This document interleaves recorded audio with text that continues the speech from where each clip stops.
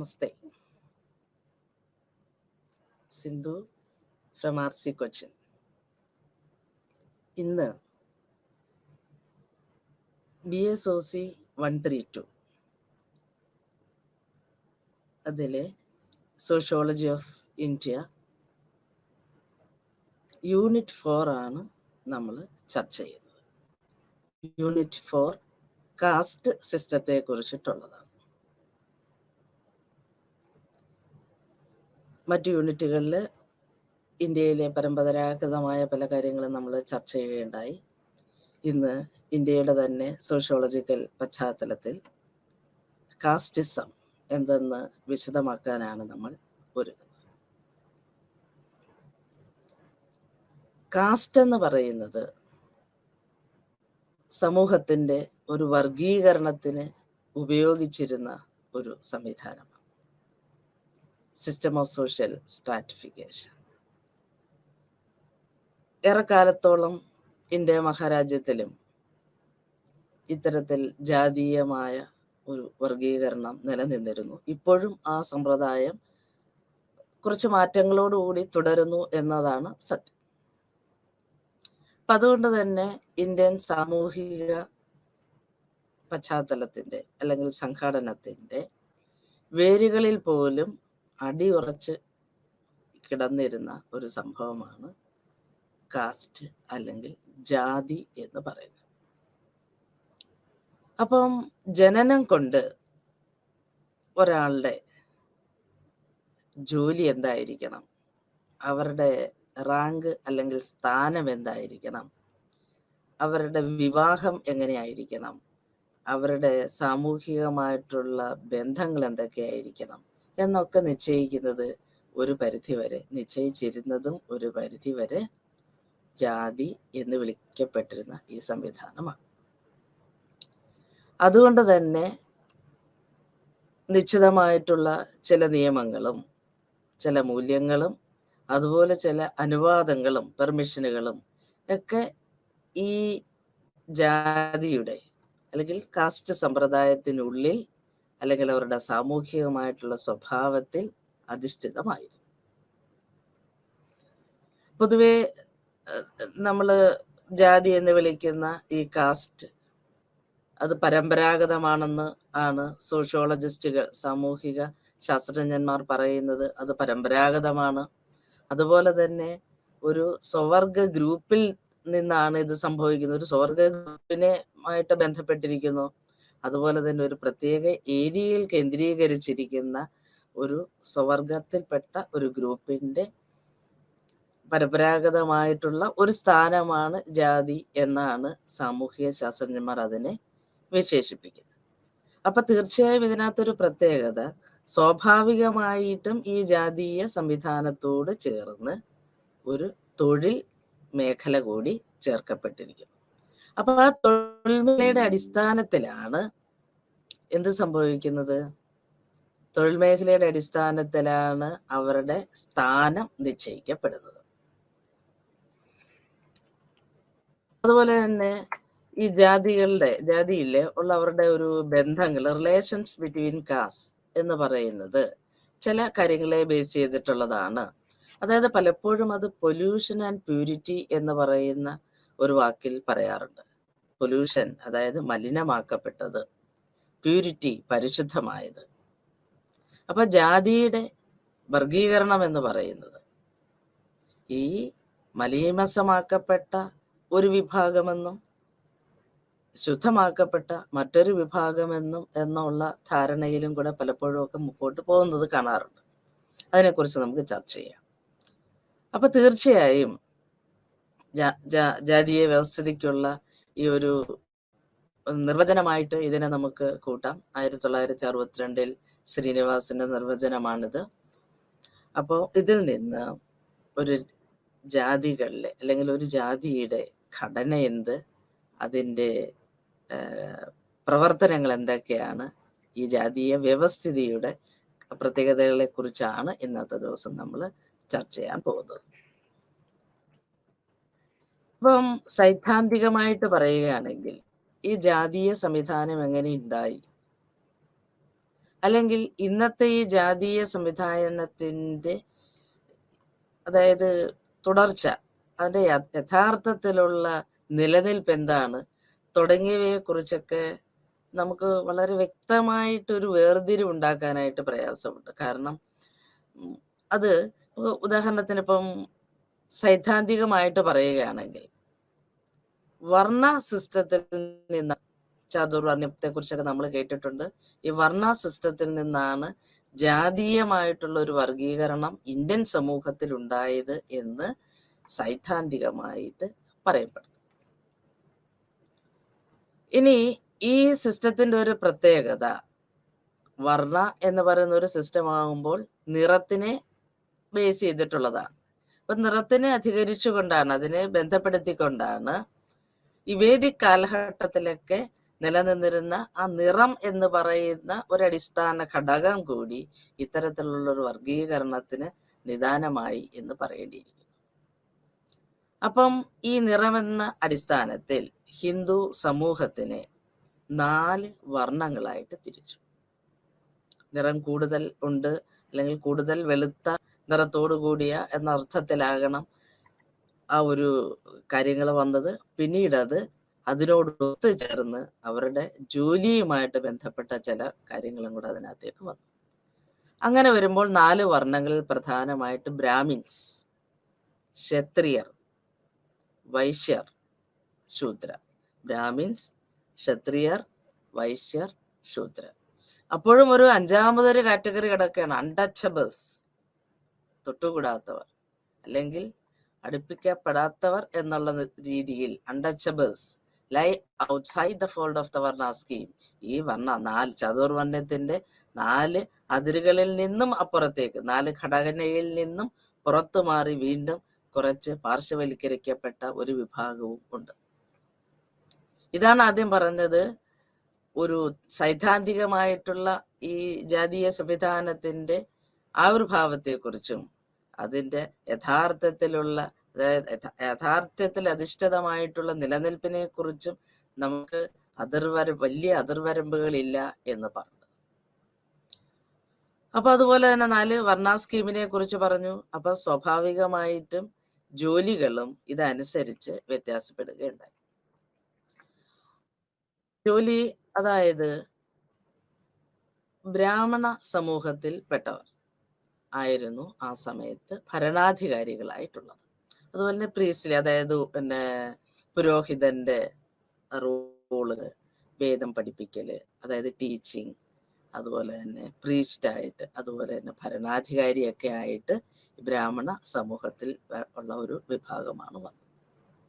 പിന്നൊരു വിഭാഗം ഫൈറ്റേഴ്സായി. ഇപ്പൊ ക്ലാസിഫിക്കേഷൻ, വർഗീകരണം പറയുമ്പോൾ ഒരു പ്രീസ്ലി ഫങ്ഷണൽ റൂളേഴ്സ്, അതായത് ഒരു പൗരോഹിത്യത്തിൽ അധിഷ്ഠിതമായിട്ടുള്ള ഒരു ഭരണകർത്താക്കളും യുദ്ധം ചെയ്യുന്നവരും വ്യവസായികളും ജോലി ചെയ്യും സർവീസ് ചെയ്യുന്നവരും എന്ന് പറയുന്ന ഒരു 4 വിഭാഗമുണ്ടായി.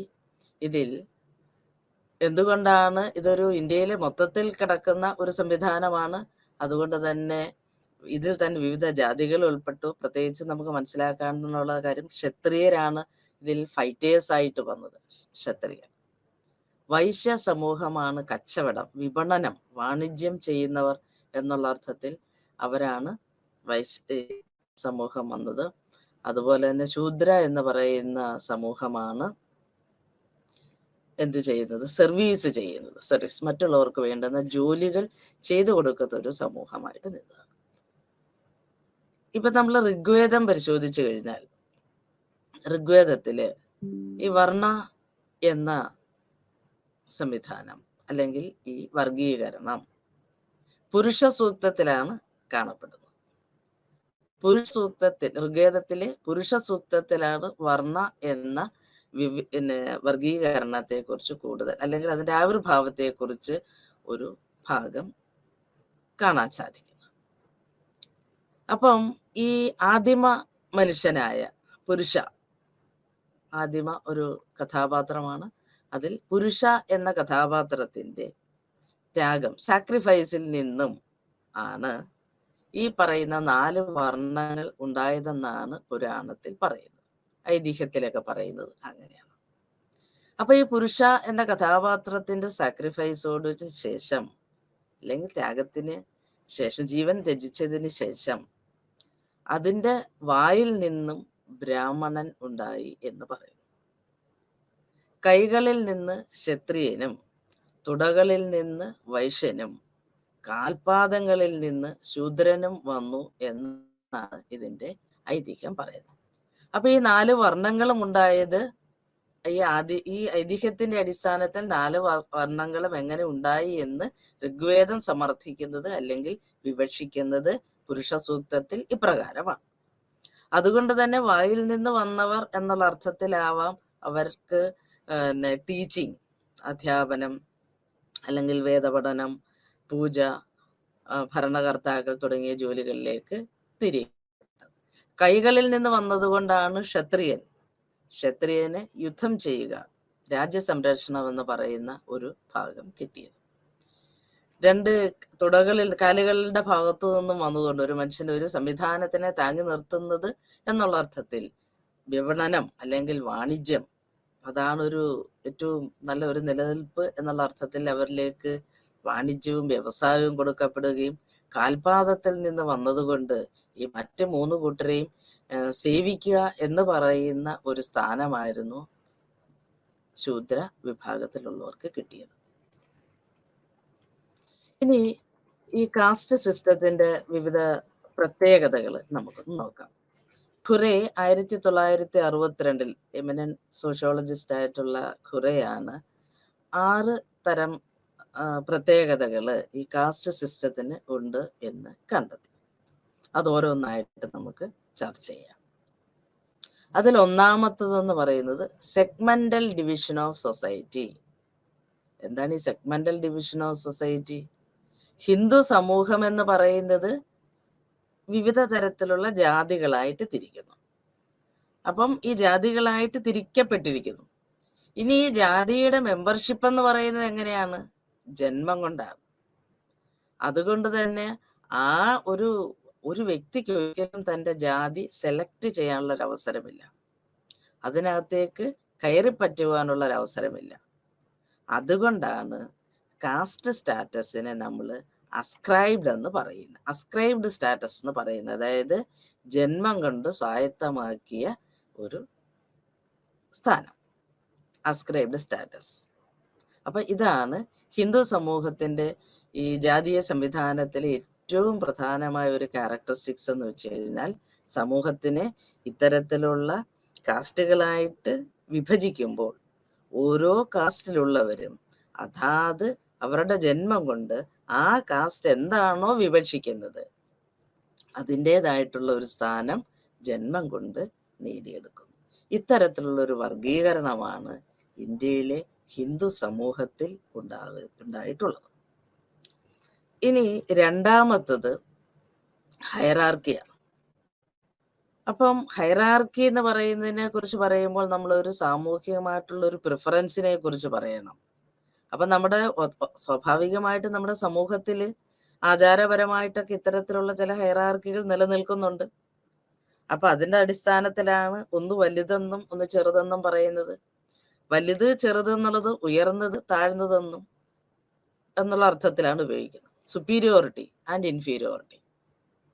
അപ്പം ജന്മം നേടുന്ന ഈ ജാതീയമായ അവസ്ഥയിൽ നിന്നുകൊണ്ട് തന്നെ അയാള് ഒരു ഉയർന്ന ജാതീയ സ്ഥാനീയനാണോ അതോ താഴ്ന്ന ജാതീയ സ്ഥാനത്തിലാണോ ഉള്ളത് എന്ന് ജന്മം കൊണ്ട് തന്നെ തീരുമാനിക്കപ്പെടും.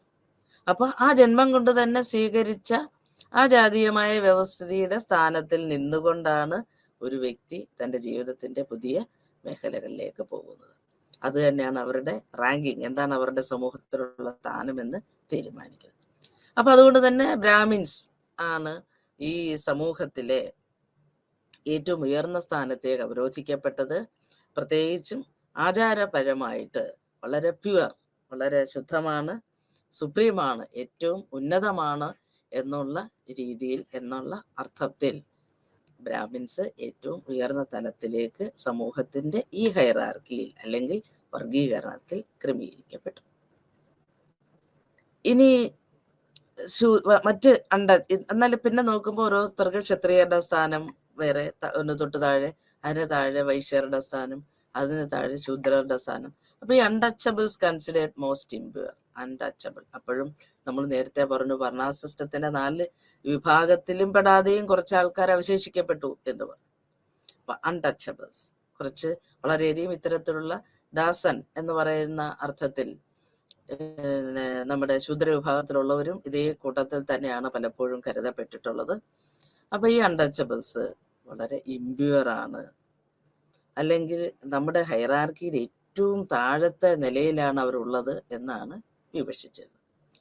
അപ്പം ഏറ്റവും മുകളിൽ ഉന്നതസ്ഥാനീയനായ ബ്രാഹ്മണനും ഏറ്റവും താഴെ അൺടച്ചബിൾസും, അതിന് മുകളിലായ അൺടച്ചബിൾസ് അതായത് ശൂദ്രരും, അതിന് ഇടയിലായിട്ട് ക്ഷത്രിയരും വൈശ്യരും അവരോധിക്കപ്പെട്ട ഒരു ഹൈറാർക്കി സംവിധാനമായിരുന്നു, അല്ലെങ്കിൽ ഇതിന്റെ അടിസ്ഥാനത്തിലുള്ള ഒരു സ്ഥാന അവരോഹണമായിരുന്നു ഈ ജാതീയമായിട്ടുള്ള ഫ്രെയിംവർക്കിനകത്ത് അല്ലെങ്കിൽ ആ ചട്ടക്കൂടിനകത്ത് നമുക്ക് കാണുവാൻ സാധിച്ചിരുന്നത്.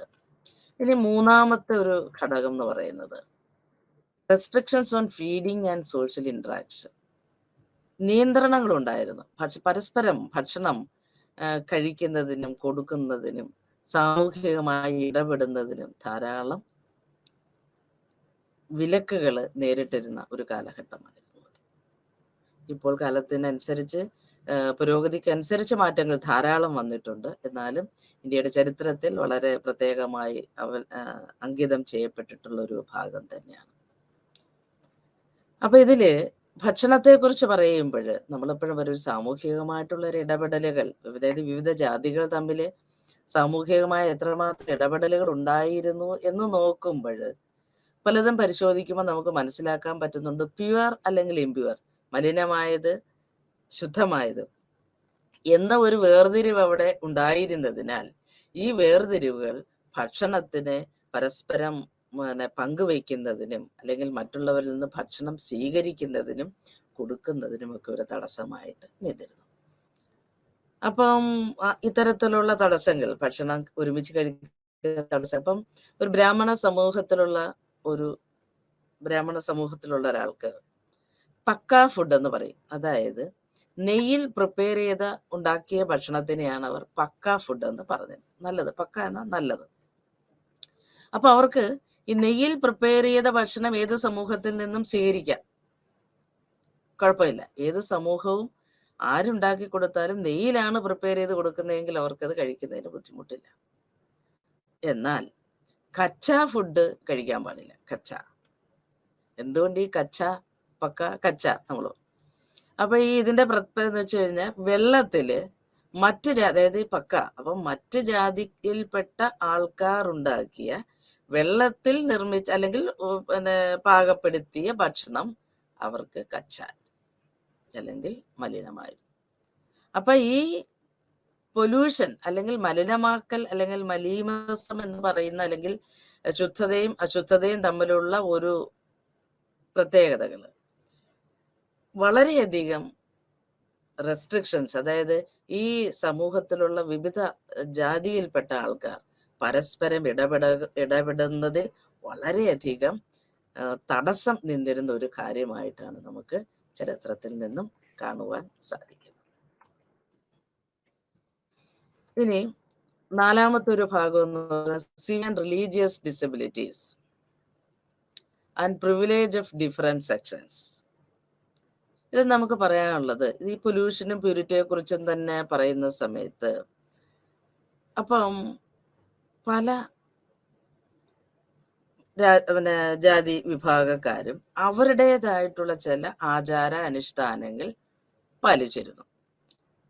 അതായത് അവരുടെ ഒരു സെറിമോണിയൽ പ്യൂരിറ്റി, അതായത് അവരുടെ ആചാരപരമായിട്ടുള്ള ഒരു ശുദ്ധത കീപ്പ് ചെയ്യുന്നതിന് അവര് അനുഷ്ഠിച്ചിരുന്ന അനുഷ്ഠാനങ്ങളും ഇത്തരത്തിലുള്ള ഈ പ്യൂരിറ്റി, പൊല്യൂഷൻ തുടങ്ങിയ കാര്യങ്ങളെ ബേസ് ചെയ്തിട്ട് തന്നെയായിരുന്നു.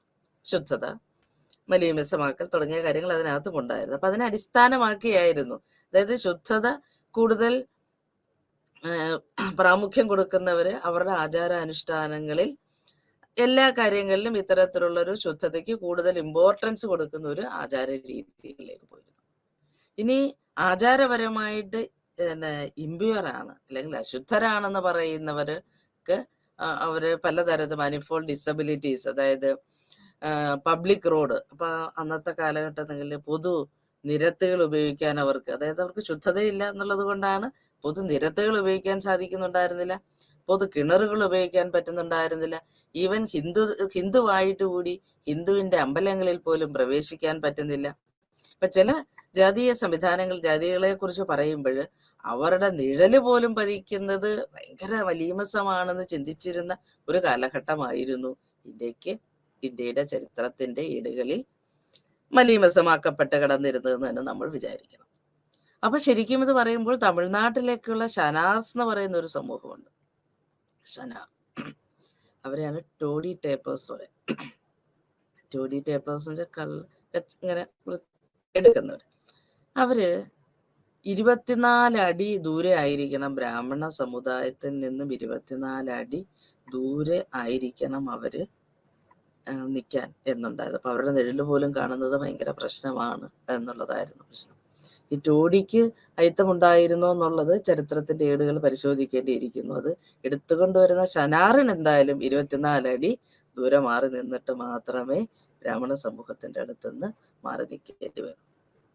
അപ്പൊ സ്വാഭാവികമായിട്ടും ഓരോ ജാതിക്കും അവരുടേതായിട്ടുള്ള കസ്റ്റംസ് ഉണ്ടായിരുന്നു, വിശ്വാസങ്ങളുണ്ടായിരുന്നു, ആചാരങ്ങളുണ്ടായിരുന്നു, ശീലങ്ങളുണ്ടായിരുന്നു, പ്രാർത്ഥനകളും അനുഷ്ഠാനങ്ങളും ഉണ്ടായിരുന്നു. അപ്പൊ അത് ഇൻഫോർമലാണ്, വളരെ വ്യക്തമായി എഴുതപ്പെട്ടിരിക്കുന്നു, അല്ലെങ്കിൽ ഔപചാരികമാവണമെന്നായിരുന്നില്ല. പല സമയങ്ങളിലും അനൗപചാരികമായിട്ടുള്ള നിയമങ്ങളും നിയന്ത്രണങ്ങളും ചട്ടക്കൂടുകളിലൂടെ മുമ്പോട്ട് പോയിക്കൊണ്ടിരിക്കുകയായിരുന്നു ഇന്ത്യൻ സമൂഹം. ഇനി 5ാമത്തെ ഘടകത്തിൽ വരുന്നതാണ് റെസ്ട്രിക്ഷൻസ് ഓൺ മാരേജ്, വിവാഹത്തിനുള്ള നിയന്ത്രണങ്ങൾ. ഇതിനെ നമ്മൾ നേരത്തെ പറഞ്ഞു, സ്വവർഗത്തിൽപ്പെട്ട വിവാഹം, അതായത് ജന്മം കൊണ്ട് തന്നെ ഏത് ജാതിയിലാണോ പെട്ടത്, ജന്മം കൊണ്ട് ഏത് ജാതിയിലേക്ക് പെട്ടുവോ ആ ജാതിയിൽ നിന്ന് തന്നെ വിവാഹിതനാകണം, വിവാഹിതയാകണം എന്ന് പറയുന്ന ഒരു അലിഖിത നിയമം അത്തരം കാലങ്ങളിൽ ഉണ്ടായിരുന്നു. അതിനെയാണ് എൻഡോഗാമി, സ്വർഗ വിവാഹം എന്ന് പറയുന്നത്. അത് വേറെ അർത്ഥത്തിലല്ല. അതുപോലെ marriage within one's own caste, സ്വന്തം ജാതിയിൽപ്പെട്ട ആളെ തന്നെ അല്ലെങ്കിൽ ഉപജാതിയിൽപ്പെട്ട ആളെ വിവാഹം കഴിക്കുക എന്ന് പറയുന്ന ജാതീയ സംവിധാനത്തെ ആണ് അന്നുണ്ടായിരുന്നത്. അപ്പം സ്വാഭാവികമായിട്ടും ജാതിയിൽപ്പെട്ടവർ അതാത് ജാതിയിലുള്ളവരെ അല്ലെങ്കിൽ തങ്ങളുടെ ഉപജാതിയിൽപ്പെട്ടവർ വിവാഹം കഴിക്കാനായിട്ട് വെച്ചു. ചില സമയങ്ങളിൽ ധാരാളം മാറ്റങ്ങളൊക്കെ അതിന് വന്നിട്ടുണ്ട്. ഇനി ഇന്ത്യയിലൊക്കെ തന്നെ പലപ്പോഴും നമ്മൾ കണ്ടത്, ഉയർന്ന ജാതിയിൽപ്പെട്ട ആള് താഴ്ന്ന ജാതിയിൽപ്പെട്ട ഒരു സ്ത്രീയെ വിവാഹം കഴിക്കുകയാണെങ്കിൽ അതിനെ നമ്മൾ ഹൈപ്പർഗാമി എന്ന, അപ്പൊ സ്വർഗത്തിൽ നിന്ന് തന്നെ ഒരു ബ്രാഹ്മണ സമുദായത്തിൽപ്പെട്ട ഒരാൾ ബ്രാഹ്മണ സമുദായത്തിൽ തന്നെയുള്ള ഒരു സ്ത്രീയെ വിവാഹം കഴിക്കുമ്പോൾ അത് എൻഡോഗാമി എന്ന് പറയാം. മറിച്ച് അദ്ദേഹം ഒരു ക്ഷത്രിയ വിഭാഗത്തിൽ നിന്നോ വൈശ്യ വിഭാഗത്തിൽ നിന്നോ ശൂദ്ര വിഭാഗത്തിലോ പെട്ട ഒരു സ്ത്രീയാണ് വിവാഹം കഴിക്കുന്നതെങ്കിൽ അതിനെ ഹൈപ്പർഗാമി എന്നാണ് പറഞ്ഞത്. അപ്പോൾ വളരെയധികം നിയന്ത്രണങ്ങൾ വിവാഹത്തിന്റെ കാര്യത്തിലും ആ കാലഘട്ടത്തിൽ സ്വർഗത്തിൽ നിന്ന് തന്നെയുള്ള വിവാഹം ഉറപ്പുവരുത്തണം എന്നുള്ളത് വളരെ നിർബന്ധമായിട്ടുള്ളൊരു കാര്യമാണ്. അടുത്തത് 6ാമതായിട്ട് വരുന്നത് lack of unrestricted choice of occupation. Lack of unrestricted choice of occupation. നമ്മൾ നേരത്തെ പറഞ്ഞിരുന്നു, പരമ്പരാഗതമായിട്ട് ഓരോ ജാതിയുമായി ബന്ധപ്പെട്ട് ഒരു തൊഴിലുണ്ടെന്ന് പറഞ്ഞത്. അപ്പൊ ആ തൊഴിലിന്റെ അടിസ്ഥാനത്തിലായിരുന്നു അവരുടെ സമൂഹത്തിലുള്ള സ്ഥാനം ഉയർന്നത് താഴ്ന്നത് എന്നൊക്കെ പറഞ്ഞത്. അതുപോലെ തന്നെ അവരുടെ ആചാരപരമായിട്ടുള്ള ശുദ്ധതയും മലിനവും മലീമസമാക്കപ്പെട്ട അവസ്ഥകളും ഒക്കെ ചർച്ച ചെയ്യപ്പെട്ടിരുന്നത് അവർ ഏർപ്പെട്ടിരുന്ന ജോലിയുമായിട്ട് ബന്ധപ്പെട്ട. അപ്പൊ ശൂദ്ര വിഭാഗത്തിൽപ്പെട്ടവര് കൂടുതൽ അപ്പൊ തുണി കഴുകുന്ന ഒരു കൂട്ടരാണെങ്കിൽ അവര് അഴുക്ക് വൃത്തിയാക്കുകയാണ്. അപ്പം കൂടുതൽ ദേഹത്തേക്ക് അവർ കൂടുതൽ മലീമസമാക്കപ്പെടുന്നുണ്ട്. അപ്പൊ അതുപോലെ തന്നെ പല പല ജോലികൾ, അപ്പം മറ്റ് വയലിൽ ജോലികൾ ചെയ്യുന്നു, അപ്പം ചെളികളും ഒക്കെ അവരുടെ ദേഹത്തേക്ക് പറ്റുന്നു. ഇപ്പൊ പാത്രങ്ങൾ വൃത്തിയാക്കുന്നു. അപ്പൊ അങ്ങനെയൊക്കെയാണ് ഈ പൊല്യൂഷൻ അല്ലെങ്കിൽ പ്യൂരിറ്റി, ശുദ്ധതയില്ലായ്മ എന്നൊക്കെ പറയുന്നത്. പക്ഷെ അവര് വേറൊരു പ്രൊഡക്ഷനിലേക്കാണ് ശരിക്കും അവർ ചെയ്യുന്നത്. അതാണ് മറ്റുള്ളവർ ഉപയോഗിച്ചുകൊണ്ടിരിക്കുന്നത്. അപ്പം ബ്രാഹ്മിൻസ് ഏറ്റവും ഉയർന്ന ഈ റാങ്കിലേക്ക് ഉദ്ദേശിക്കപ്പെട്ടിരിക്കുന്ന ബ്രാഹ്മണ വിഭാഗത്തിൽപ്പെട്ടവരുടെ ജോലി എന്ന് പറയുന്നത് വിദ്യ കൊടുക്കലായിരുന്നു. അതായത് ശുദ്ധമായ അല്ലെങ്കിൽ ഏറ്റവും പരിശുദ്ധമായ അറിവ് പ്രദാനം ചെയ്യുക, അതുപോലെ അതിൻ്റെ പെർഫോമിങ് സാക്രിഫൈസസ്, ത്യാഗം ചെയ്യുക, ഇതൊക്കെയായിരുന്നു അവരിൽ അധിഷ്ഠിതമായിട്ടിരുന്ന ഒരു ജോലി എന്ന്. അപ്പൊ ഇതിനകത്തുനിന്ന് നമുക്ക് മനസ്സിലാക്കാൻ പറ്റും, കാസ്റ്റ് സ്ട്രക്ചറിന് വളരെയധികം വ്യത്യാസങ്ങൾ കാണുന്നു. അതായത് ഫങ്ഷനിങ്, അതായത് പ്രവർത്തന മേഖലയ്ക്ക് അനുസരിച്ച് പല സ്ഥലങ്ങളിലും വ്യത്യാസങ്ങൾ കാണുന്നുണ്ടെങ്കിലും ഒരു റീജിയണൽ റിയാലിറ്റി എന്ന് പറയുകയാണെങ്കിൽ ഇതിൻ്റെ തന്നെ പലതരത്തിലുള്ള വകഭേദങ്ങളാണ്. ജാതീയമായിട്ടുള്ള റാങ്കിങ് അല്ലെങ്കിൽ ജാതീയമായിട്ടുള്ള സ്ഥാനങ്ങൾ കൊടുക്കൽ, ആചാരങ്ങൾ, സ്വഭാവങ്ങൾ, വിവാഹം, അതുപോലെ തന്നെ മേൽക്കോയ്മ തുടങ്ങിയ കാര്യങ്ങളിൽ ചെറിയ ഏറ്റക്കുറച്ചിലുകൾ കൂടെ ഇതിൻ്റെ പലതരത്തിലുള്ള രൂപങ്ങളാണ് നമ്മൾ പല സ്ഥലങ്ങൾ നോക്കുമ്പോൾ, അല്ലെങ്കിൽ നമ്മുടെ രാജ്യത്തിൻ്റെ, ഇന്ത്യ മഹാരാജ്യത്തിൻ്റെ വിവിധ സ്ഥലങ്ങൾ നിരീക്ഷിക്കുന്ന സമയത്ത് ഇതേ കാര്യങ്ങൾക്കൊക്കെ തന്നെ ചെറിയ ചെറിയ വ്യത്യാസങ്ങളുടെ അടിസ്ഥാനത്തിൽ ഇതേ രൂപത്തിൽ മറ്റു ഭാവങ്ങളിലൊക്കെ നമുക്ക് അവിടെ കാണാനായിട്ട് സാധിക്കുന്നു. അപ്പൊ അതുകൊണ്ട് തന്നെ ഓരോ ജാതിക്കും അതിൻ്റെതായിട്ടുള്ളൊരു ജാതീയമായിട്ടുള്ളൊരു കാര്യങ്ങൾ, ഒരു പഞ്ചായത്ത് പോലെയൊക്കെ ഉണ്ട്, നിർമ്മാണ സഭ എന്നൊക്കെ പറയുന്നത് പോലെ, അല്ലെങ്കിൽ കാര്യങ്ങൾ നിയന്ത്രിക്കുന്ന, മേൽനോട്ടം വഹിക്കുന്ന ഒരു വിഭാഗമുണ്ട്, ഒരു കൗൺസിൽ അല്ലെങ്കിൽ ഒരു പഞ്ചായത്ത്. അവിടെയാണ് അവരുടെ പ്രശ്നങ്ങളൊക്കെ അവർ ചർച്ച ചെയ്യുന്നത്. അപ്പം ആ ജാതിയിൽപ്പെട്ടവരുടെ പ്രശ്നങ്ങൾ, ജാതീയമായിട്ടുള്ള ചില നാട്ടുകൂട്ടം എന്നൊക്കെ പറയുന്നത് പോലെ ജാതീയമായിട്ടുള്ള ചില ഇത്തരം കൂട്ടായ്മകളൊക്കെ ഉണ്ടായിരുന്നു. അവരുടെ പ്രശ്നങ്ങൾ അവിടെ ചർച്ച ചെയ്യുകയൊക്കെ ചെയ്തിരുന്നു. അപ്പം അതുകൊണ്ട് തന്നെ സ്വന്തം ജാതിയിൽപ്പെട്ട ആളുകളുടെ സ്വഭാവത്തിൽ വേണ്ടുന്ന നിയന്ത്രണം വരുത്താനും അവർക്ക് വേണ്ടുന്ന മാർഗനിർദ്ദേശങ്ങൾ കൊടുക്കാനും ഈ ജാതീയമായ പഞ്ചായത്തുകൾക്ക് അല്ലെങ്കിൽ കാസ്റ്റ് പഞ്ചായത്തിനൊക്കെ സാധിച്ചിട്ടുണ്ട്. അത് ആ ജാതിയിൽ നിലനിൽക്കുന്ന നിയമത്തിന്റെയും അവരുടെ പ്രതീക്ഷിക്കുന്ന സാമൂഹികമായിട്ടുള്ള സ്വഭാവത്തിന്റെയും അടിസ്ഥാനത്തിലായിരിക്കണം. പ്രധാനമായിട്ട് ഇത്തരത്തിലുള്ള നാട്ടുകൂട്ടങ്ങളൊക്കെ കൈകാര്യം ചെയ്തിരുന്നത് അതാത് ജാതിയിൽപ്പെട്ട മുതിർന്നവർ അല്ലെങ്കിൽ മൂപ്പൻ എന്നൊക്കെ പറയുന്ന സ്ഥാനത്തുള്ള പോലെയുള്ള ആൾക്കാരായിരുന്നു. അപ്പം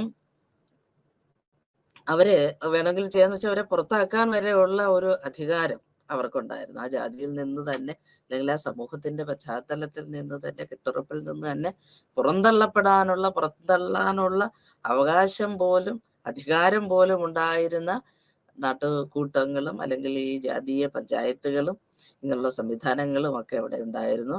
അപ്പൊ അതുപോലെ തന്നെ അതായത് ഡിസ്റ്റിങ് ഫ്രം വില്ലേജ് പഞ്ചായത്തിന് തന്നെ പിന്നീട് അത് ഗ്രാമപഞ്ചായത്തായിട്ട് മാറി, അതൊരു നിയമസഭയായിട്ട് മാറി. എല്ലാ ഗ്രാമവാസികളെയും സഹായിക്കുന്ന, അതായത് ജാതി മത വർഗ വർണ്ണ വ്യത്യാസം ഇല്ലാതെ എല്ലാ ഗ്രാമവാസികളെയും സഹായിക്കുന്ന ഒരു ഗ്രാമപഞ്ചായത്തായിട്ട് രൂപപ്പെട്ടത് ഇത്തരത്തിലുള്ള ജാതീയമായിട്ടുള്ള ചില കൂട്ടായ്മകളും കാര്യങ്ങളും അവയുടെ പ്രവർത്തനങ്ങളുമൊക്കെ ആയിരുന്നു. ഇനി നമുക്ക് നോക്കേണ്ടത് സൈദ്ധാന്തികമായിട്ടുള്ള, അതായത് theoretical approaches to the understanding of caste. ജാതിയെക്കുറിച്ച് മനസ്സിലാക്കുന്നതിന് സൈദ്ധാന്തികമായിട്ടുള്ള ചില ഭാഗങ്ങളാണ് നമ്മൾ നോക്കുന്നത്. അപ്പൊ അതിന് വേണ്ടുന്ന ചില അട്രിബ്യൂട്ട്സിനെ കുറിച്ചും ഇന്ററാക്ഷണൽ അപ്രോച്ചസിനെ കുറിച്ചും ഒക്കെ നമ്മൾ സംസാരിക്കുന്നുണ്ട്. അപ്പൊ attributional approach to caste analyses caste in terms of the various immutable characteristics of caste. അതായത് GS ഹുറയും ജെ ഹട്ടൺ തുടങ്ങിയവരുടെ അഭിപ്രായത്തിൽ കാസ്റ്റ് സിസ്റ്റം എന്ന് പറയുന്നത്, കാസ്റ്റ് സിസ്റ്റത്തിന് അവരുടേതായിട്ടുള്ള ചില പ്രത്യേക സ്വഭാവ സവിശേഷതകളുണ്ട്. ഈ പ്രത്യേക സ്വഭാവ സവിശേഷതകളാണ് നമ്മൾ നേരത്തെ ഖുറയുടെ 6 ക്യാരക്ടറിസ്റ്റിക്സ് ആയിട്ട് നമ്മൾ നേരത്തെ പറഞ്ഞത്. അദ്ദേഹത്തിന്റെ കാസ്റ്റ് ഇൻ ഇന്ത്യ ഹട്ടന്റെ കാസ്റ്റ് ഇൻ ഇന്ത്യ എന്ന പുസ്തകത്തിലാണ് ഈ പറയുന്ന പ്രഥമമായിട്ടുള്ള സ്വഭാവ സവിശേഷതകളും ഈ കാസ്റ്റ് സിസ്റ്റം, അതായത് എൻഡോഗാം തുടങ്ങിയ സിസ്റ്റങ്ങളെ കുറിച്ചൊക്കെ വളരെ കാര്യങ്ങൾ പറയുന്നത്. ഇതിനൊക്കെ കൂടാതെ അവരുടെ റെസ്ട്രിക്ഷൻസ്, അതായത് വിലക്കുകൾ, ഭക്ഷണം തുടങ്ങിയ വിവാഹം തുടങ്ങിയ കാര്യങ്ങൾക്കുണ്ടായിരുന്ന വിലക്കുകൾ, അവരുടെ ആചാരങ്ങൾ, അവരുടെ നിർമ്മാണങ്ങൾ, ഈ പറയുന്ന കാര്യങ്ങളൊക്കെ വളരെയധികം ചർച്ച ചെയ്യപ്പെട്ടിരുന്നു. അപ്പൊ അതുകൊണ്ട് തന്നെ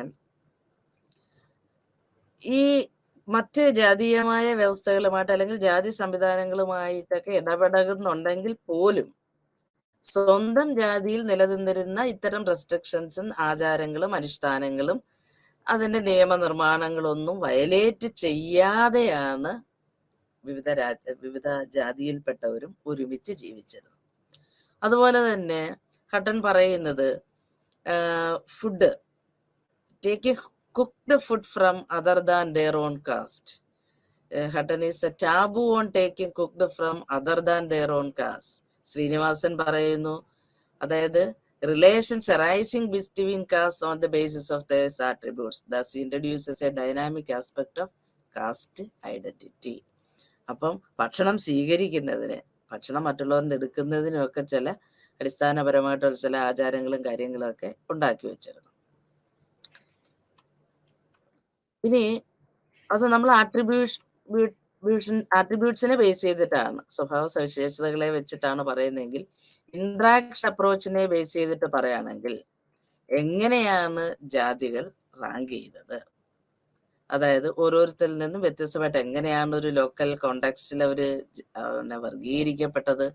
ഇനി ബെയ്ലിയുടെ കാസ്റ്റ് ഡൈനാമിക് സിസ്റ്റം പറയുകയാണെങ്കിൽ അത് 2 പ്രിൻസിപ്പിൾസ് ആണ് അദ്ദേഹം, principles of segregation and hierarchy. അദ്ദേഹം പറയുന്നു caste stand in ritual and secular hierarchy expressed in the rules of interaction.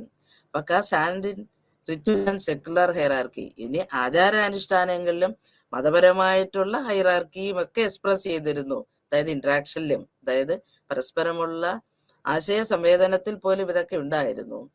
അതുപോലെ തന്നെ അദ്ദേഹം പറയുന്ന പോലെ സാമ്പത്തികമായിട്ടുള്ളതും രാഷ്ട്രീയപരമായിട്ടുള്ള ഹൈറാർക്കി ഉണ്ടായിരുന്നു.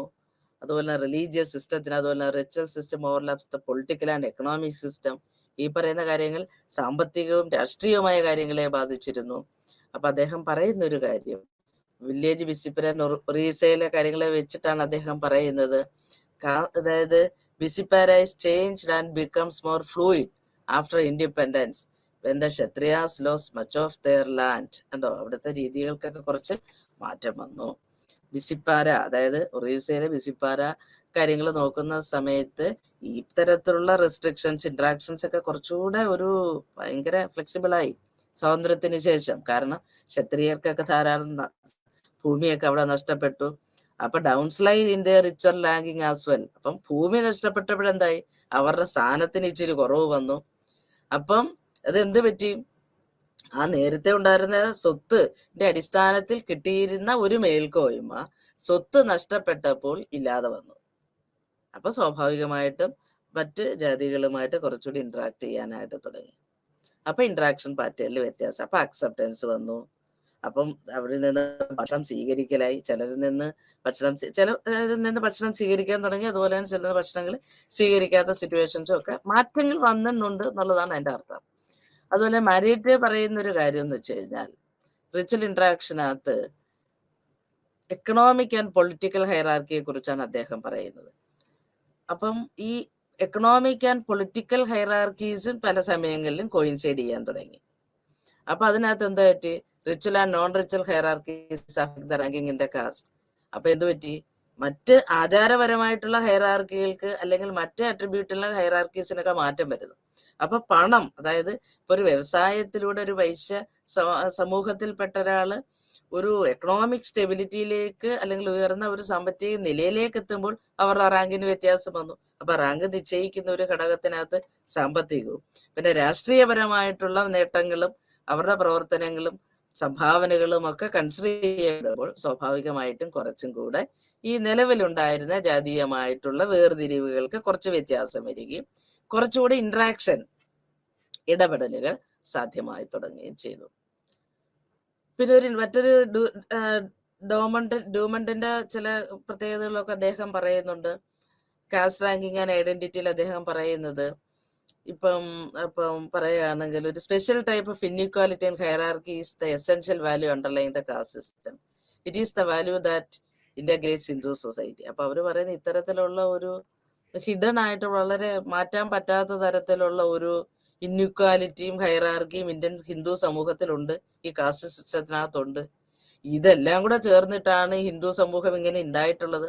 അപ്പൊ കുറച്ചു പേര് റൂള് ചെയ്യുന്നുണ്ട്, കുറച്ച് പേര് ജോലി ചെയ്യുന്നുണ്ടെങ്കിൽ പോലും അതും ഒരു പരസ്പരമായിട്ടൊരു ഇന്ററാക്ഷന്റെ ഭാഗമായിട്ട് തന്നെ പോകുന്നത് കൊണ്ട് ഈ ഹിന്ദു സമൂഹത്തിന് ഇപ്പോഴും ഈ ഒരു യൂണിറ്റി നിലനിർത്തിക്കൊണ്ട് തന്നെ പോകാനായിട്ട് പറ്റുന്നുണ്ട്. തുടങ്ങിയ പല കാര്യങ്ങളൊക്കെ ചർച്ച ചെയ്യുന്നുണ്ട്. അതുപോലെ പ്യുവർ ആൻഡ് ഇംപ്യുവർ ആസ്പെക്ട്സിനെ കുറിച്ചൊക്കെയുള്ള ഒരുപാട് പ്യുവർ എന്ന് പറയുന്നത് സുപ്പീരിയർ എന്നും ഇംപ്യുവർ എന്ന് പറയുന്നത് മാറ്റി നിർത്തപ്പെടേണ്ടവനാണെന്ന് പറയുന്ന കാര്യങ്ങളും ഒക്കെ വളരെയധികം ചർച്ചയ്ക്കും എതിർപ്പുകൾക്കുമൊക്കെ ഇടയാക്കിയ ഒരു സംഭവമാണ്. അതുപോലെ തന്നെ പ്രധാനമായിട്ട് നമുക്ക് പറയാനുള്ളത് കാസ്റ്റ് ആൻഡ് ക്ലാസ്. ഇന്ത്യൻ സൊസൈറ്റിയിൽ പലപ്പോഴും ഈ സാമൂഹികമായ വർഗീകരണത്തിൽ സ്ട്രാറ്റിഫിക്കേഷനകത്ത് എപ്പോഴും പരസ്പരം കവർ ചെയ്ത് പോകുന്നതായിട്ട് കാണുന്ന രണ്ട് സംഭവങ്ങളാണ് ജാതിയും കാസ്റ്റും ക്ലാസും. അപ്പം പലപ്പോഴും യോഗേന്ദ്ര സിംഗിന്റെ 1997 ഉള്ള ഒരു മെൻഷനിങ്ങിൽ പറയുന്നുണ്ട്, ഇന്ത്യയിൽ ഈ ക്ലാസ് എന്ന് പറയുന്നത് പലപ്പോഴും ഈ കാസ്റ്റും ക്ലാസ്സും ഒക്കെ പലപ്പോഴും ഒരുപോലെയൊക്കെ ചേർന്ന് അല്ലെങ്കിൽ അതൊക്കെ തന്നെ ഒരുപോലെ തന്നെ പോവുകയാണ്. അപ്പം കാസ്റ്റ് എന്ന് പറയുന്നത് ഒരു പരമ്പരാഗതമായിട്ട് നേടുന്ന ഒരു സാമൂഹികമായിട്ടുള്ള ഒരവസ്ഥയാണെങ്കിൽ ക്ലാസ് എന്ന് പറയുന്നത് എന്താണെന്ന് ഒരു സമാനമായിട്ടുള്ള സാമൂഹിക സാമ്പത്തിക പശ്ചാത്തലത്തിലുള്ളവർ ചേർന്ന് വരുമ്പോൾ ഒരു ക്ലാസ്സിലേക്ക് വരും. അപ്പൊ വിവിധ ജാതികളിൽ പെട്ടവരാണെങ്കിൽ പോലും ഹെറിഡിറ്ററി, അതായത് പരമ്പരാഗതമായിട്ട് വിവിധ ജാതികളിൽ പെട്ടതാണെങ്കിൽ പോലും അവരുടെ ഒരു സോഷ്യൽ ക്ലാസ് എന്ന് പറയുന്നത് ഒരു ക്ലാസ് ഒരു തിങ്കിങ് നമ്മൾ എടുക്കുന്ന സമയത്ത് സാമൂഹികമായിട്ടും സാമ്പത്തികമായിട്ടുള്ള ഒരു സ്റ്റാറ്റസ് ആ പല ജാതീയ വിഭാഗത്തിലുള്ളവരെയും ഒരേ ക്ലാസ് എന്ന് പറയുന്ന സംവിധാനത്തിലേക്ക് കൊണ്ടുവന്നിട്ടുണ്ട്. ആൻഡ്രേ ബെറ്റിലിയുടെ ഒക്കെ കോൺട്രിബ്യൂഷൻസ് ഒക്കെ അതിനകത്ത് വളരെ പ്രത്യേകതയാണ്. Siripuram in south India found that relation between caste and class has been a dynamic one. അതായത് ശ്രീപുരത്തൊക്കെ നമുക്ക് കാണാൻ പറ്റും a dynamic relation between caste and class. അപ്പം ഈ പരമ്പരാഗതമായ സംവിധാനത്തിൽ നമുക്ക് കാണാൻ പറ്റുന്നത് ഈ ക്ലാസ് സിസ്റ്റം എന്ന് പറയുന്നത് dissociating itself from the caste structure. പലപ്പോഴും class system gradually been dissociating itself from the caste structure. ഈ ജാതീയമായ സംവിധാനത്തിൽ നിന്നും വിട്ടു പോകുന്ന ഒരു രീതിയാണ് നമുക്ക് കാണാൻ പറ്റുന്നത്. So one get variety of class positions. അപ്പൊ സ്വാഭാവികമായിട്ടും ഏത് ജാതിയിൽപ്പെട്ടവർക്കും അവരുടെ നേട്ടങ്ങൾക്കനുസരിച്ച് വ്യത്യസ്തമായിട്ടുള്ള ഒരു ക്ലാസ് പൊസിഷനിലേക്ക് വരാനായിട്ടുള്ള സാധ്യതയുണ്ട്. അപ്പം ജാതിയിൽ അവരുടെ സ്ഥാനം എന്തു തന്നെ ആയിക്കോട്ടെ, അധസ്ഥിതനോ ഉയർന്നവനോ എന്തായാലും അതൊരു പ്രശ്നമല്ല. അത് വിദ്യ കൊണ്ടോ മറ്റ് പ്രവർത്തനങ്ങൾ കൊണ്ടോ രാഷ്ട്രീയവും സാമ്പത്തികവും സാമൂഹികവുമായിട്ടുള്ള പ്രവർത്തനങ്ങളിലുള്ള അവരുടെ മികവ് കൊണ്ട് അവർക്ക് ഉയർന്ന ഒരു ക്ലാസ്സിലേക്ക് വരാനായിട്ട് കാണുന്നുണ്ട്. അതുകൊണ്ട് തന്നെ സ്വാഭാവികമായിട്ടും ക്ലാസ് എന്ന് പറയുന്ന സ്ട്രക്ചർ സിസ്റ്റം ഇന്ത്യൻ ജാതീയ വ്യവസ്ഥയിൽ നിന്നും എപ്പോഴും മാറി നിന്നുകൊണ്ട് പ്രവർത്തിക്കുന്ന ഒന്നായിട്ട്, സ്വമേധയെ അതിൽ നിന്ന് മാറി നിന്ന് പ്രവർത്തിക്കുന്ന ഒന്നായിട്ടാണ് നമ്മൾ എപ്പോഴും കാണുന്നത്. അതുപോലെ തന്നെ കാസ്റ്റ് ക്ലാസ് വളരെ അടുത്ത് നിൽക്കുന്നുണ്ട്. ഇപ്പൊ ചിലതിലൊക്കെ തന്നെ ഇപ്പൊ ക്ലാസ് എന്ന് പറയുമ്പോൾ ഒരു അപ്പർ ക്ലാസ് എന്ന് പറയുമ്പോൾ തന്നെ ഒരു അധികാരം എന്ന് പറയുന്ന കാര്യങ്ങളൊക്കെ വരുമ്പോൾ സ്വാഭാവികമായിട്ടും ഈ ജാതീയമായിട്ടുള്ള ചില കാര്യങ്ങൾ അതിനകത്ത് വരുന്നുണ്ട്. കാരണം ഉയർന്ന സ്ഥാനത്തുള്ളവർ എന്ന് പറയുന്നതിനകത്ത് ഒരു അർത്ഥം എന്താന്ന് വെച്ച് കഴിഞ്ഞാൽ പ്രോപ്പർട്ടി അല്ലെങ്കിൽ സ്വത്ത് സ്വാഭാവികമായിട്ടും ഉയർന്ന ജാതിയിലുള്ളവരുടെ കയ്യിലാണ് ഇപ്പോഴും ഉള്ളത്. അപ്പൊ സ്വാഭാവികമായിട്ട് ഉയർന്ന ക്ലാസ്സിലേക്ക് അവർക്ക് പോകാൻ പറ്റും. അപ്പൊ ഭൂമി അതിനകത്തൊരു ഘടകമാണ്. രാഷ്ട്രീയ രംഗത്തേക്ക് മേൽക്കോയ്മയിൽ നേടി വരാൻ ആർക്കാണ് സാധിക്കുന്നത്? അവരാണ് അവിടെ പ്രാമുഖ്യം കൊടുക്കുന്നത്. അതുപോലെ തന്നെ ഇനി വൈശ്യ സമൂഹത്തിന് പോലും ഏതൊരു സമൂഹത്തിലാണെങ്കിൽ പോലും സാമ്പത്തികമായിട്ടുള്ള ഒരു സുരക്ഷിതത്തിലേക്ക് എങ്ങനെ അവർ കയറി പറ്റുന്നു എന്നുള്ളത് പുതിയവരുടെ ഒരു ക്ലാസ് സ്ഥാനം നിശ്ചയിക്കുന്നുണ്ട്. പക്ഷെ അടിസ്ഥാനപരമായിട്ട് നോക്കുമ്പോൾ സ്വത്തും അവറും അധികാരവും ഒക്കെ ഉയർന്ന സമൂഹത്തിന്റെ അല്ലെങ്കിൽ ഒരു ജാതീയമായിട്ടുള്ള വേർതിരിവുകൾക്കനുസരിച്ച് തന്നെ ഉയർന്ന പല സമൂഹങ്ങളിലും ശേഖരിക്കപ്പെട്ടിരുന്ന ഒരു കാലഘട്ടം ഉണ്ടായിരുന്നു. ആ സമയത്ത് ഇത്തരത്തിലൊരു ക്ലാസ് സംവിധാനം കുറവായിരുന്നു. പക്ഷേ പിന്നീട് കാലത്തിന്റെ പുരോഗതിക്ക് അനുസരിച്ചിട്ട് സ്വത്ത് തുടങ്ങിയ കാര്യങ്ങൾ, രാഷ്ട്രീയവും സാമൂഹികവും സാമ്പത്തികമായിട്ടുള്ള വികസനം ഒരു ക്ലാസ് സിസ്റ്റത്തിലേക്ക് കൊണ്ടുവന്നിട്ടുണ്ട്.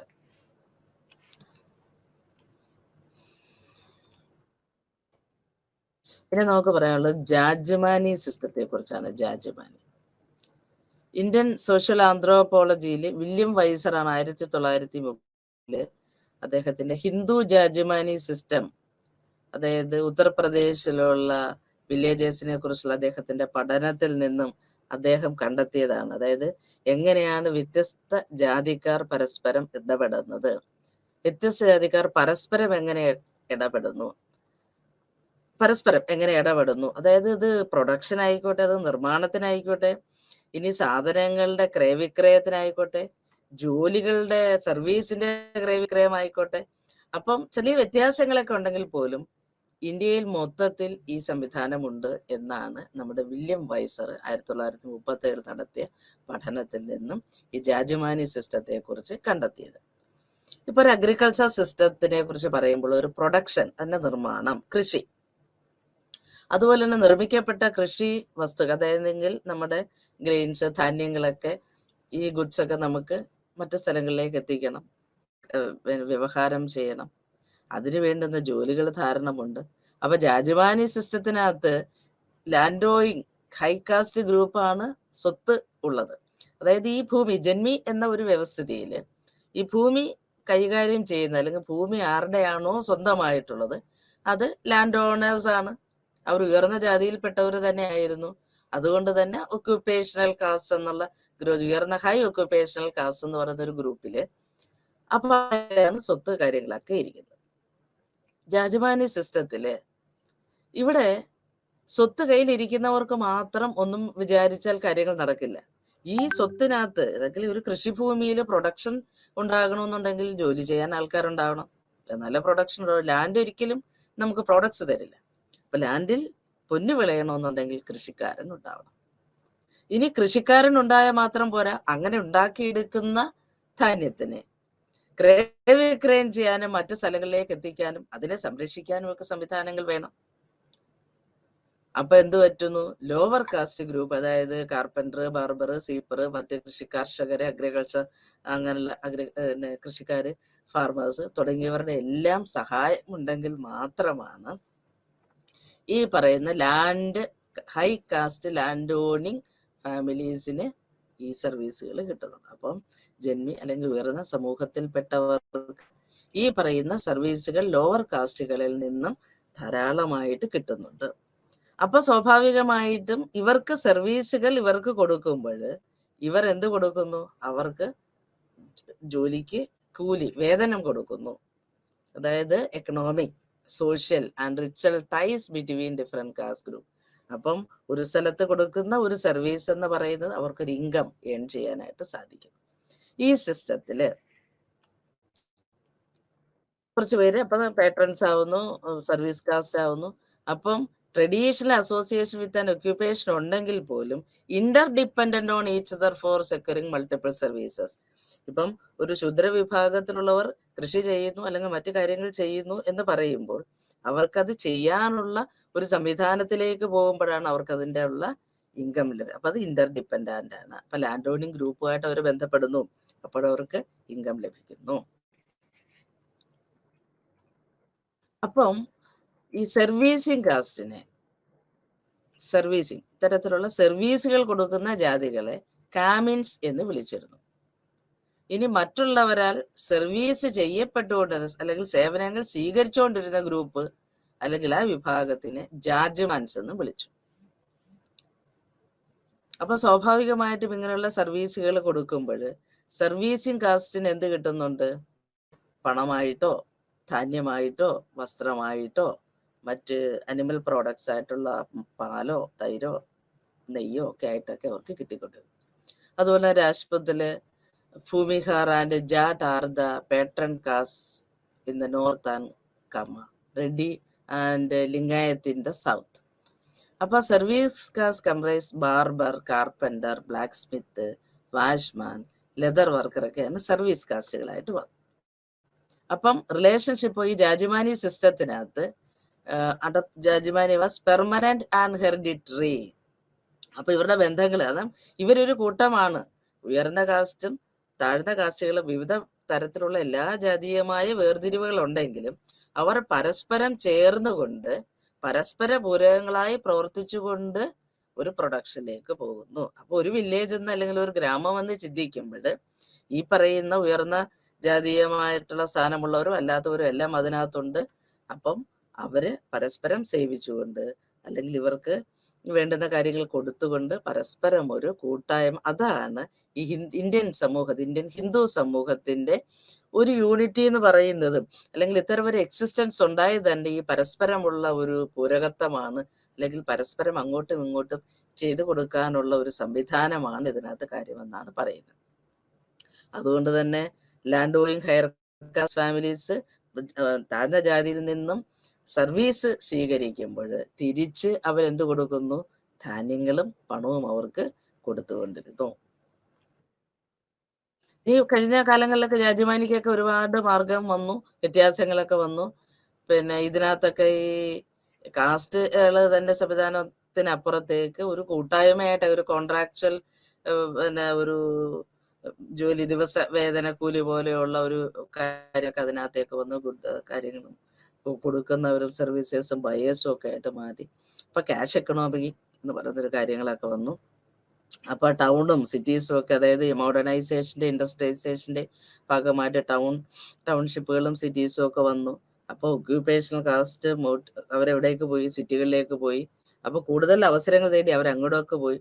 അപ്പൊ അവരുടെ life style, modern education, improved transport system, അപ്പൊ എന്തായി? കുറച്ചും കൂടെ വളരെ പഴയ രീതിയിലുള്ള ഇത്തരത്തിലുള്ള കാര്യങ്ങളൊക്കെ എക്സ്റ്റെൻഡ് ആയി പോവുകയും അപ്പം പുതിയ തരത്തിലുള്ള ക്യാഷ് പേയ്മെന്റിലേക്ക്, പണ്ടത്തെ ഗ്രെയിൻസ് ബാർട്ടർ സമ്പ്രദായം പോലുള്ള തൊഴിലിന് പകരം ധാന്യം കൊടുക്കുന്ന സമ്പ്രദായങ്ങളൊക്കെ മാറി ക്യാഷ് പേയ്മെന്റിലേക്ക് മാറി.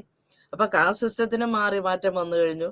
കാരണം ഈ കാലത്തിനനുസരിച്ചുള്ള മാറ്റം വന്നപ്പോൾ വിവിധ ജാതീയ വിഭാഗങ്ങൾ തമ്മിൽ മിംഗ്ലിംഗ് ഉണ്ടാവുകയും പലരും വിവാഹം തുടങ്ങിയ കാര്യങ്ങളിൽ പോലും പരസ്പരം ഏർപ്പെടുന്ന ഒരു രീതിയിലേക്ക് മാറുകയും ചെയ്തപ്പോൾ ഇത്തരത്തിലുള്ള വളരെ സങ്കുചിതമായിട്ടുള്ള ചിന്തകൾക്കൊക്കെ ഒത്തിരി മാറ്റം വന്നു. അപ്പം കാസ്റ്റ് സിസ്റ്റത്തിൽ വന്നത് എന്തിനു വന്നു? ട്രഡീഷണൽ ഇൻസ്റ്റിറ്റ്യൂട്ട് ജാജിമാനി സിസ്റ്റത്തിനകത്തും ഒരുപാട് മാറ്റങ്ങൾ വരുത്താനായിട്ട് സാധിച്ചിട്ടുണ്ട്.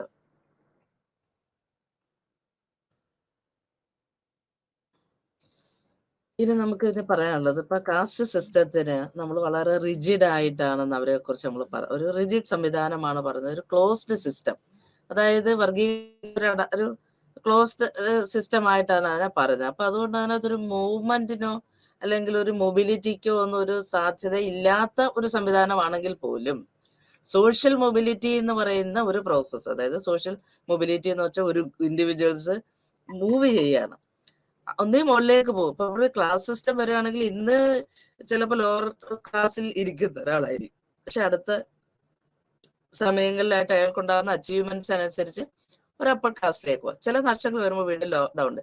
അപ്പൊ ഈ പറയുന്ന ക്ലാസ് സിസ്റ്റം, സോഷ്യൽ സ്റ്റാറ്റസ് എന്നൊക്കെ പറയുന്ന വ്യത്യാസം, സോഷ്യൽ ഹൈറാർക്കിയിലൊക്കെ മാറ്റം വന്നപ്പോൾ യഥാർത്ഥത്തിൽ ഈ സോഷ്യൽ മൊബിലിറ്റി, അതായത് സമൂഹത്തിന്റെ ഈ വളർച്ചയ്ക്ക് അനുസരിച്ചിട്ട് ആ മാറ്റങ്ങൾ എവിടെയും ദൃശ്യമായി കാസ്റ്റ് സിസ്റ്റത്തിൽ വന്നു. അപ്പൊ സ്വാഭാവികമായിട്ടും ജാതീയമായിട്ടുള്ള കാസ്റ്റിലെ തൊഴിലുകൾ തന്നെ ചെയ്യുന്ന ആളുകളിൽ നിന്ന് മാറി, അതിന്റെ ജാതീയമായ തൊഴിലിൽ നിന്ന് മാറി അവർക്ക് അനുയോജ്യമായ മറ്റ് തൊഴിലുകളിലേക്ക് കണ്ടെത്തി പോകുന്ന ഒരു രീതിയിലേക്ക് മാറുകയുണ്ടായി. ഇപ്പം ഒരു സോഷ്യൽ മൊബിലിറ്റി പ്രോസസ്സിനെ കുറിച്ച് പറയുമ്പോൾ സാൻസ്ക്രിറ്റൈസേഷൻ ഒക്കെ അതിനകത്ത് പറയേണ്ടിയിരിക്കുന്നു. ശ്രീനിവാസ് ഡെവലപ്പ് ചെയ്തിരിക്കുന്ന ഈ സാൻസ്ക്രിറ്റൈസേഷൻ എന്ന് പറയുന്ന ഒരു dynamic nature of the caste system ഒക്കെ നമ്മൾ അതിനെ കുറിച്ച് ചിന്തിക്കേണ്ടിയിരിക്കുന്നു. അദ്ദേഹത്തിന്റെ religion and society among the Coorgs 1952 M N. Srinivas നടത്തിയ പഠനമാണ് ഈ social mobility of the caste system, അല്ലെങ്കിൽ cultural emulation in Brahmins or other domains എന്നൊക്കെ വരുന്ന ഡെമിൻ കട്ടൊക്കെ വരുന്നതിനകത്താണ് ലോക്കൽ ലോവർ കാസ്റ്റ് ഒക്കെ ആയിട്ടുള്ള ഒരു കൾച്ചറൽ എമുലേഷൻ ഒക്കെ എങ്ങനെ വരുന്നു എന്നുള്ളതാണ് അദ്ദേഹം പറയുന്നത്. അപ്പൊ അദ്ദേഹം പറയുന്നത് സാൻസ്ക്രിറ്റൈസേഷൻ എന്ന് പറയുന്ന പ്രോസസ്സിനകത്ത് ലോ ഹിന്ദു കാസ്റ്റ് അല്ലെങ്കിൽ ട്രൈബർ ഓർ അതർ അവരെന്ത് ചെയ്യുന്നു? അവരുടെ കസ്റ്റംസ് അല്ലെങ്കിൽ അവരുടെ ആചാരങ്ങള്, അനുഷ്ഠാനങ്ങള്, ആശയങ്ങള്, ജീവിത രീതികളൊക്കെ ഒരു ഹൈ ഫ്രീക്വൻലി ടോയ്സ് ബോൺ, അതായത് നമ്മൾ ഉയർന്ന ജാതിക്കാരെയാണ് നമ്മൾ പറയുന്നത് ടോയ്സ് ബോൺ, ദിജ എന്ന് പറയും. അപ്പൊ ആ അനുവർത്തിക്കുന്ന, ഇപ്പൊ ഉദാഹരണത്തിന് ചേഞ്ചസ് ആർ ഫോർ, എന്താ ഒരു ഉദാഹരണം പറയാന്ന് വെച്ചപ്പോ ബ്രാഹ്മിൻ വെജിറ്റേറിയൻ, അതായത് പ്യൂരിറ്റി എന്നൊരു അടിസ്ഥാനത്തിൽ ഒരു വെജിറ്റേറിയൻ ഭക്ഷണങ്ങൾ കഴിക്കുമ്പോൾ ഇപ്പം ഒരു ലോവർ കാസ്റ്റിലുള്ളവർ എന്ത് ചെയ്യുന്നു, വെജിറ്റേറിയനിസത്തിലേക്ക് പോകുന്നു. അപ്പൊ അവർ തന്നെ സ്വയമേവ അവർക്കൊരു തോന്നൽ വരികയാണ്, അതായത് ബ്രാഹ്മിൻ സമൂഹത്തിൽ നിന്ന് മാറി അതിന്റെ താഴെയുള്ള മറ്റു സമൂഹങ്ങളും നേരത്തെ നിന്ന് വെച്ചാൽ കുറച്ച് വെജിറ്റേറിയൻ ഭക്ഷണ രീതികളിലേക്ക് പോകുന്നു. അപ്പൊ അവർക്ക് തന്നെ തോന്നുകയാണ് ഒരു ലോവർ ഒരു പൊസിഷനിൽ നിന്ന് കുറച്ചൊരു അപ്പർ പൊസിഷനിലേക്ക് വന്നു. അപ്പം മെന്റലി ദേവർ ഒരു ഉയർച്ചയുണ്ടായി മാനസികമായിട്ട് തന്നെ. അപ്പൊ ഒരു ജീവിത ശൈലികളെ ആചാരങ്ങൾ, അപ്പൊ ഉയർന്ന സമൂഹത്തിന്റെ അനുഷ്ഠാനങ്ങളും ആചാരങ്ങളും തങ്ങളുടെ രീതികളിലേക്ക് കൊണ്ടുവരികയും അതിന്റെ ഫലമായിട്ട് തങ്ങളുടെ സ്വഭാവത്തിലും അവരുടെ ഇതിലേക്ക് ഒരു മാറ്റങ്ങൾ വരുത്തുമ്പോൾ ലോവർ കാസ്റ്റിന് കുറച്ചും കൂടെ എന്തായിരുന്നു, ഒരു മൊബിലിറ്റിക്ക്, അതായത് സ്വാഭാവികമായിട്ടും ഈ പ്യൂരിറ്റി ഒരു വേർതിരിവിന്റെ ഘടകമാണെങ്കിൽ ഇത്തരത്തിലുള്ള ചില പരിശീലനങ്ങളും ചില ആചാര രീതികളും പരസ്പരം പൊരുത്തപ്പെട്ടു പോകാൻ രണ്ടു കൂട്ടർക്കും ഇടയാകുന്നു. അപ്പം താഴ്ന്ന ജാതിയിൽപ്പെട്ടവർക്ക് കയറി പോകാനുള്ള ഒരു പാതയാവുന്നു. അപ്പൊ അതുകൊണ്ട് തന്നെ അവർക്കൊരു അപരിചിതത്വം ഒന്നും അവിടെ തോന്നില്ല. അവരുടെ ഒരു ജീവിത രീതികൾ തന്നെ അനുവർത്തിക്കുന്നത് കൊണ്ട് മറ്റുള്ളവർക്കും അത് വളരെ നല്ല ഒരു രീതിയിൽ പരസ്പരം ചേർന്ന് പോകാനായിട്ട് സാധിക്കുന്നു. ഈ സംസ്കൃതൈസേഷനോടൊപ്പം തന്നെ വരുന്ന ഒരു കാര്യമാണ് വെസ്റ്റേണൈസേഷൻ. അപ്പൊ നമ്മുടെ സോഷ്യൽ മൊബിലിറ്റിയിൽ ഈ പാശ്ചാത്യവൽക്കരണവും വളരെയധികം പ്രത്യേകതയുണ്ട്.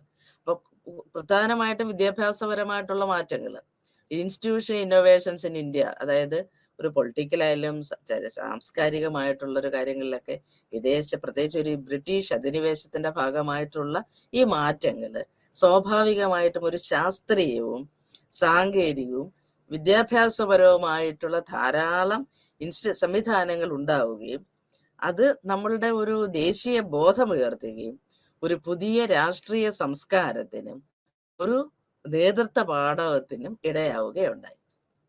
അപ്പൊ സ്വാഭാവികമായിട്ടും ഉയർന്ന ജാതിയിലുള്ളവർ ഈ വിദ്യാഭ്യാസം കൊണ്ട്, അതായത് പാശ്ചാത്യ വിദ്യയിൽ അധിഷ്ഠിതമായിട്ടുള്ള വിദ്യാഭ്യാസം കൊണ്ട് ഉയർന്നു വരികയും ഇത്തരത്തിലുള്ള പരമ്പരാഗതമായിട്ടുള്ള മോശം ചിന്താഗതികളെ ഉപേക്ഷിക്കുകയും ഹയർ കാസ്റ്റിലുള്ള ധാരാളം ആൾക്കാർ ഇത്തരത്തിലുള്ള പരമ്പരാഗത സ്വഭാവങ്ങൾ ഉപേക്ഷിക്കുകയും വെസ്റ്റേണേഴ്സിന്റെ പാശ്ചാത്യരുടെ ജീവിതശൈലി സ്വീകരിക്കുകയും ചെയ്തു. അപ്പൊ സ്വാഭാവികമായിട്ടും ഈ പാശ്ചാത്യവൽക്കരണത്തിന്റെ ഭാഗമായി ആ ജീവിത രീതിയിലേക്ക് പോയപ്പോൾ അവർക്ക് ഈ പറയുന്ന ജാതീയമായ വേർതിരിവുകൾ ഒരു ഘടകമായി തോന്നിയില്ല. അപ്പൊ സ്വാഭാവികമായിട്ടും ഇൻഡസ്ട്രിയലൈസേഷൻ, വ്യവസായവൽക്കരണവും അർബനൈസേഷൻ, നഗരവൽക്കരണത്തിന്റെ ഭാഗമായിട്ട് എന്ത് പറ്റുന്നു, വില്ലേജിൽ നിന്ന് ആളുകൾ സിറ്റിയിലേക്ക് പോകുന്നു. സിറ്റിയിലേക്ക് എത്തുമ്പോൾ അവർ കുറച്ചുകൂടെ വളരെ പോളിഷ്ഡ് ആയിട്ടുള്ള ആൾക്കാരായിട്ട് മാറും. വരുമ്പോൾ ധാരാളം ഒരു മിംഗ്ലിങ്ങിനുള്ള ഒരു മൊബിലിറ്റിക്കുള്ള അവസരം ഉണ്ടാകുന്നു.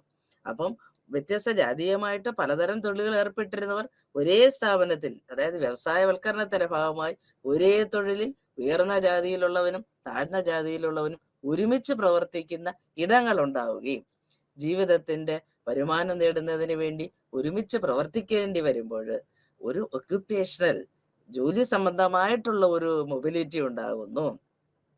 ഇത്തരത്തിലുള്ള വാഹന ഗതാഗത കാര്യങ്ങളും പരസ്പരമുള്ള ആശയവിനിമയങ്ങളും എല്ലാ ജാതികളുടെയും മതങ്ങളുടെയും പരസ്പരമുള്ള ഇത്തരത്തിലുള്ള എല്ലാ തരത്തിലുള്ള മിംഗ്ലിങ്ങും ഈ പ്യൂരിറ്റി എന്ന് പറയുന്ന അല്ലെങ്കിൽ പൊല്യൂഷൻ എന്ന് പറയുന്ന ആശയത്തോട്, അതായത് ജനങ്ങളെ വേർതിരിച്ചു നിർത്തിയിരുന്ന ഈ അടിസ്ഥാന ആശയങ്ങളിൽ നിന്നും മനുഷ്യർ പുറത്തേക്ക് വരികയും ഇത്തരത്തിലുള്ള ഭക്ഷണം ഷെയർ ചെയ്യാൻ പാടില്ല എന്ന് പറയുന്ന കാര്യങ്ങളൊക്കെ മാറുകയും പരസ്പരം ഒരുമിച്ച് ജീവിക്കാനും പരസ്പരം ഭക്ഷണവും വസ്ത്രവും ജീവിതവും ഒക്കെ പരസ്പരം അങ്ങോട്ടും ഇങ്ങോട്ടും കൊടുത്തു വാങ്ങിക്കൊണ്ട് ജീവിക്കുന്ന ഒരു അവസ്ഥയിലേക്ക് വന്നു.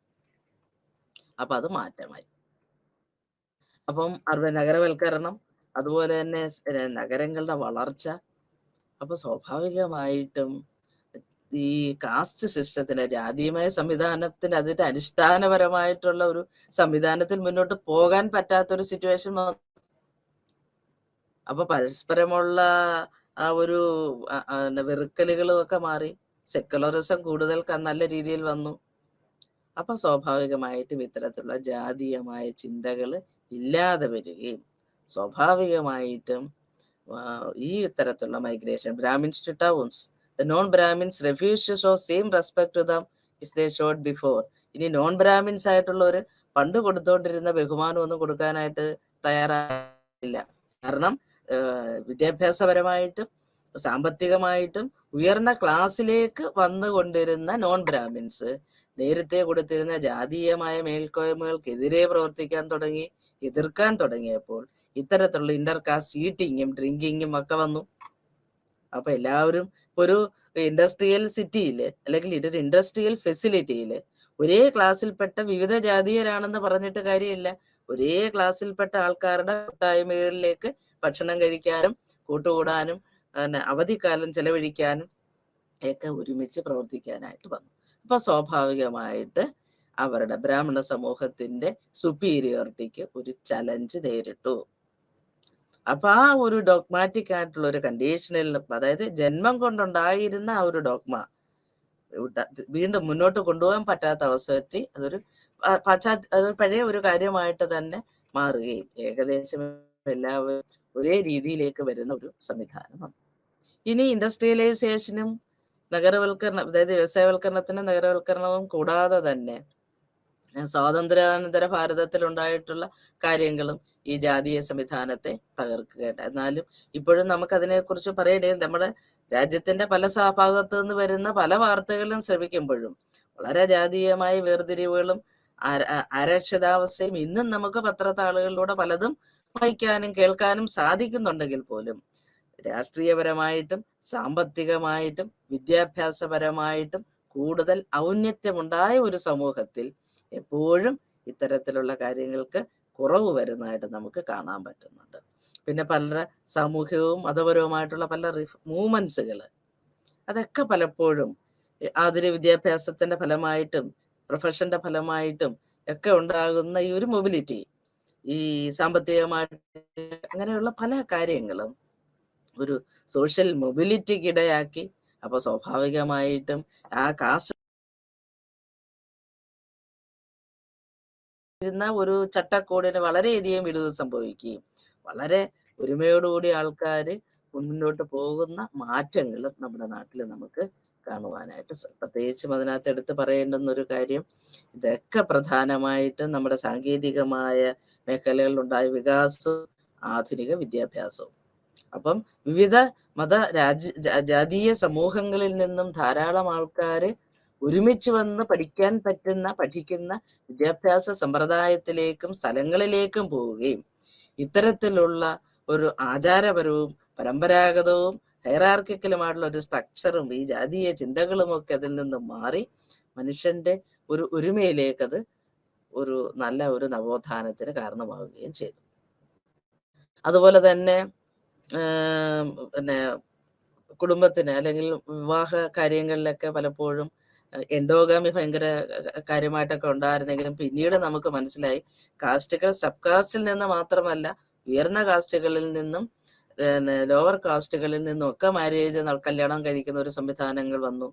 Special marriage act 1954 Hindu marriage act 1955 ഒക്കെ റെസ്ട്രിക്ഷൻസ്, ഈ എൻഡോഗാമി എന്ന് പറയുന്ന റെസ്ട്രിക്ഷൻ, സ്വസമുദായത്തിൽ നിന്നും സ്വവർഗത്തിൽ നിന്നും വിവാഹിതരാകണമെന്ന ഒരു നിയമം, അങ്ങനെയുള്ള റെസ്ട്രിക്ഷൻസ് ഒക്കെ എടുത്തു കളയിട്ടു. അതിൽ ഇന്റർകാസ്റ്റ് മാരേജ് ലീഗലി വാലിഡായി, മിശ്രവിവാഹം. അപ്പം ഈ പറയുന്ന എല്ലാ കാര്യങ്ങളും ഈ വെസ്റ്റേൺ ഫിലോസഫി, അതായത് വിദേശ അവരുടെ ഫിലോസഫി, കോ എഡ്യൂക്കേഷൻ, ഒരുമിച്ചുള്ള വിദ്യാഭ്യാസം, അതുപോലെ ഒരുമിച്ചുള്ള ജോലി ചെയ്യലൊക്കെ സ്ത്രീയെയും പുരുഷനെയും വ്യത്യസ്ത ജാതികളിലുള്ള സ്ത്രീയെയും പുരുഷനെയും പോലും ഒരുമിപ്പിക്കുകയും പുതിയ ഒരു ജീവിത രീതി സംവിധാനത്തിലേക്ക് പോകാനൊക്കെ ആയിട്ട് അവർക്ക് സാധിച്ചു. അപ്പൊ ഈ എക്കണോമിക് ആസ്പെക്ട്സുകളും കാര്യങ്ങളും ഒക്കെ അതിനകത്ത് വളരെയധികം ഇതായിട്ട് വന്നിട്ടുണ്ട്. അതുപോലെ തന്നെ വളരെ നല്ല കാര്യങ്ങളൊക്കെയാണ് അതിനകത്ത് വന്നു വരുന്ന ഒരു തീരുമാനങ്ങളൊക്കെ. അതുപോലെ കാസ്റ്റ് ആൻഡ് പൊളിറ്റിക്സ്. അപ്പം one cast over the other was an important factor അല്ലേ. കാസ്റ്റ് സിസ്റ്റം മെയിൻറ്റെയിൻ ചെയ്യണമെങ്കിൽ ഈ പറയുന്ന ഒന്ന് നല്ലത് ഒന്നൊന്നിനേക്കാൾ മെച്ചമാണെന്ന് പറയണം. പക്ഷേ ഈ എക്കണോമിക് ആൻഡ് പൊളിറ്റിക്കൽ ഡോമിനൻസിന്റെ പ്രത്യേകത കൊണ്ട് ഇത്തരത്തിലുള്ള ഒരു ഡോമിനന്റ് ഇപ്പോഴും അങ്ങനെ ചില കാര്യങ്ങളിലൊക്കെ അങ്ങനെയൊക്കെ ഉണ്ടെങ്കിൽ പോലും അതിനപ്പുറത്തേക്ക് പല കാര്യങ്ങളും മെച്ചമായിട്ട് വന്നു. അപ്പം ഒരു സോഷ്യോളജിക്കൽ പെർസ്പെക്റ്റീവിൽ നമ്മൾ ഇങ്ങനെ ആയിരിക്കണം അതിനെക്കുറിച്ച് ചിന്തിക്കേണ്ടത്. അതുപോലെ തന്നെ നമ്മൾ പറയുകയാണെങ്കിൽ നല്ല ഒരു ആശയങ്ങൾ ഇതിൽ നിന്ന് നമ്മൾ മനസ്സിലാക്കിയെടുക്കണം.